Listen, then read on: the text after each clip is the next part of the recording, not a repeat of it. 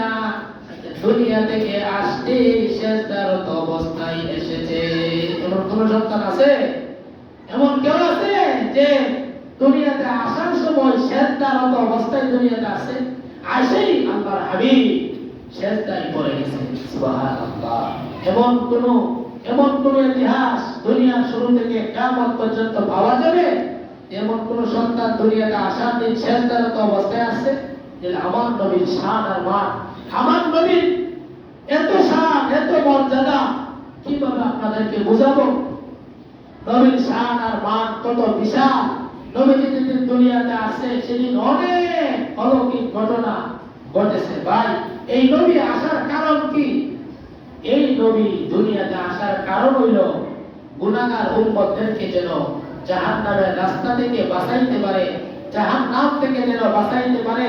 এই নবী দুনিয়াতে আসার কারণ হইল গুনাহগার উম্মতদেরকে জাহান্নাম থেকে বাঁচিয়ে জান্নাতমুখী বানানো, নাফরমান গুনাহগারদেরকে গুনাহ থেকে বাঁচিয়ে নেকের কাঁথায়, নেককারদের দলে অন্তর্ভুক্ত করার উদ্দেশ্যই নবী দুনিয়াতে এসেছিলেন। ভাই, আমি আগে বলছিলাম সেই নবী দ্বীনের জন্য কত কষ্ট করে গেছেন, কত মেহনত করে গেছেন। দ্বীনের জন্য, ইসলাম কায়েমের জন্য সেই নবী কত কষ্ট করে গেছেন। মিলাদুন নবীর অর্থ হইল নবীর জন্ম, আর সিরাতুন নবীর অর্থ হইল নবীর 63 বছরের জিন্দেগি। নবী কিভাবে নামাজ পড়ছে, নবী কিভাবে চলাফেরা করছে, নবী কিভাবে ওযু বানাইছে, নবী কিভাবে বাথরুমে গেছে, নবী কিভাবে ভাত খাইলে দস্তরখানা বিছায়া ভাত খাইছে। সারা 63 বছরের জিন্দেগির নাম হইছে সিরাতুন নবী। আর মিলাদুন নবীর নাম হইছে নবীজির জন্ম, নবীজির আগমনের কথাকে বলে মিলাদুন নবী।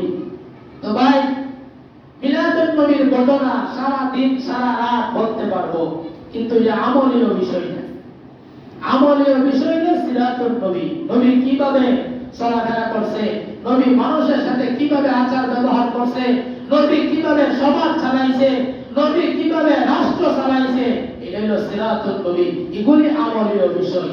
আর মিলাদুন নবী, নবীজির আগমনে অনেক অলৌকিক ঘটনা ঘটছে, এটা আমল করার বিষয় না। নবী যেদিন দুনিয়াতে তাশরীফ দিয়েছে, মা আমেনা বলে যে নাক কাটা অবস্থায় আমার ছেলে মুহাম্মদ দুনিয়াতে তাশরীফ দিয়েছে। নবী যেদিন দুনিয়াতে আসছে, মা আমেনা বলে আমি আল্লাহর কসম করে বলি আমার পেটে কোনো ব্যথাই ছিল না। অন্য কোন সন্তান তাশরীফ নিলে মহিলাদেরকে জিজ্ঞাসা করেন কত ব্যথা, কত আঘাত, কিন্তু মা আমেনা বলেন আমি আল্লাহর কসম করে বলি আমার ছেলে মুহাম্মদ দুনিয়াতে তাশরীফ নিতে গিয়া আমার কোনো ব্যথাই ছিল না, আমার কোনো কষ্টই ছিল না। আমার কাছে মনে হয়েছে আমি আনন্দের ঢল করে গেছি। যেদিন নবী তাশরীফ দিয়েছে আমি তাকাইয়া দেখছিলাম পূর্ব থেকে পশ্চিম পর্যন্ত সারাটা দুনিয়া যেন আলোকিত হয়ে গেছে। তারকাগুলি ঝুঁকে গেছে, আসমানের তারকাগুলি নিচে নেমে গেছে, আসমানের চাঁদ নিচে নেমে গেছে, সমস্ত পাহাড় পর্বত নদীর মাছগুলিও ঢল নেমে গেছে খুশির আনন্দে। শুধু তাই না, ফেরেশতাদেরকেও আল্লাহ তাআলা 2 দিন ছুটি দিয়েছিল। এর মধ্যে একদিন হইছে, একদিনের ছুটি হইছে যেদিন নবীজি দুনিয়াতে আগমন করছিলেন। সেদিন আল্লাহ ফেরেশতাদেরকেও ছুটি দিয়েছিল। আকাশের ফেরেশতারা একজন আরেকজনের সাথে মুলাকাত করছিল আর নবীজির আগমনের আনন্দ অনুভব করছিল। সুবহানাল্লাহ। এলে দুনিয়াতে নবীজি আসছে, আমরা খুশি, পশু পাখি খুশি, আসমান জমিন খুশি, সমস্ত সমুদ্রের মাছ পর্যন্ত খুশি। কিন্তু যেদিন আবার নবীজি দুনিয়া থেকে চলে গেল, নবীজির উফাত হয়ে গেল, এই ব্যথা কি আমাদের অন্তরে নাই? আছে। যেমন ভাবে খুশিও আছে, এমন ভাবে নবীজি যে উফাত হয়ে গেল, দুনিয়া থেকে চলে গেল, এই ব্যথাও আমাদের অন্তরে থাকতে হবে। নবী ইসলামের জন্য যে কষ্ট করে গেছেন, নবী ইসলামের জন্য, দ্বীনের জন্য যে কষ্ট, যে মেহনত করে গেছেন, শরীর থেকে রক্ত ঝরাইছেন ইসলামের জন্য, আমরাও ইসলামটাকে ধরে রাখতে হবে। এই নবীর আদর্শকে আমরা ধরে রাখতে হবে। নবীজি আগে বলছিলাম পেটে খিদা লাগতো, মসজিদে চলে যাইতো। হযরত আলী পেটে খিদা লাগতো, মসজিদে চলে যাইতো। হযরত ওমর পেটে খিদা লাগতো, খাওয়ার নাই, চুলায় আগুন ধরে না, মসজিদে চলে যাইতো। আল্লাহর নবী আলীকে জিজ্ঞাসা করতো, আলী এখন তো নামাজের সময় না, তুমি কেন মসজিদে? আলী বলতো, আল্লাহর হাবিব 3 দিন পর্যন্ত চুলায় আগুন ধরে না, এজন্য অশান্তি, অশান্তি বড় শান্তি লাগে না, বাড়াও শান্তি আসলেই শান্তি লাগে। এজন্য নামাজের অর্থ হয়েছে না ঠিক আছে, কিন্তু শান্তির জন্য পেটের খিদার কারণে থাকতে পারি নাই, মসজিদে চলে আসছি। ওমরকে জিজ্ঞাসা করলো, ওমর তুমি কেন মসজিদে? ওমর একই কথা বললো, ও আল্লাহর হাবিব পেটে খাবার নাই। তারা সাহাবায়ে কেরাম এত কষ্ট কেন করছে? ইসলামের জন্য কষ্ট করছে। এত কষ্ট করার কারণ কি? আল্লাহ নবীকে জিজ্ঞাসা করছে, ওমর আল্লাহর হাবিব বেয়াদবি মাফ করবে, আপনি কেন মসজিদে আসলেন? এখন তো নামাজের সময় না।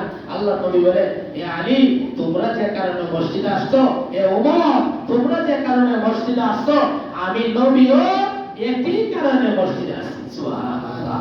খাওয়ার নাই, এত কষ্ট কেন নবী করতো? আমাদের জন্য, আমাদেরকে শিক্ষা দিছে যে যদি আল্লাহকে পেতে হয় তাহলে অভাব ঘরে চলে আসবে। আল্লাহকে পেতে হলে কষ্ট করতে হবে, অশান্তি থাকতে হবে। এক সাহাবী আল্লাহ নবীকে জিজ্ঞাসা করছে, ও আল্লাহর হাবিব আমি আপনাকে মহব্বত করি। তো আল্লাহ নবী বলে, তুমি যে আমাকে মহব্বত করো এটা বুঝতে শুনতে কইছো? বলছি আমি বুঝতে শুনতে কইছি আপনাকে মহব্বত করি। কত শুনো, যদি আমাকে মহব্বত করতে হয় তাহলে আগে এটা মানতে নেও যে আমাকে কেউ মহব্বত যদি প্রকৃতভাবে করে তাহলে দুনিয়াতে সে শান্তি পাবে না। দুনিয়াতে কি পাবে না? শান্তি পাবে না। আর প্রকৃতভাবে আল্লাহকে কেউ মহব্বত করলে, নবীকে কেউ মহব্বত করলে দুনিয়াতে কিছুই না কিছু কষ্ট হবে। কারণ শান্তির জায়গা দুনিয়া না, শান্তির জায়গা হলো জান্নাতে। শান্তির জায়গা কোন জায়গা? মুসা নবীর একটা ঘটনা শুনেন। মুসা নবী আলাইহিস সালাতু ওয়াস সালামের একটি ঘটনা।